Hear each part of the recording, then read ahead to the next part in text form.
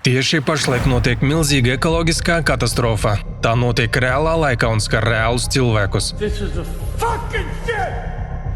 2023. gada 3. februārī Austrum Palestīnā, Ohajo štatā ASV, no sliedēm noskrēja vilciens, kas pārvadāja bīstamās ķīmiskās vielas. Avārijas vietā vairākas dienas plosījās milzīgs ugunsgrēks. Tas novada pie toksisku kancerogēnu vielu izdalīšanās, piemēram tādu kā vinilchlorīds, butilakrilāts un benzols.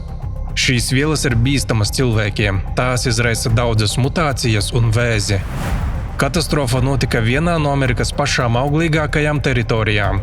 Toksiskās vielas izplatījās vairāku jūdžu apkārtnē, saindējot gaisu un augsni. Tika piesārņota ar toksīniem Ohajo upe, kas nodrošina ar dzeramo ūdeni 10% ASV iedzīvotāju. Iet bojā dzīvnieki un zivis.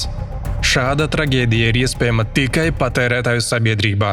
Tāpēc mums ir jāmaina sabiedrības formāts uz radošo, kurā ik viena cilvēka dzīvība būs drošībā. Monitoringa un brīdināšanas tehnoloģijas novērsīs šādus negadījumus, un ārkārtas situāciju vienotais dienests nodrošinās savlaicīgu reaģēšanu.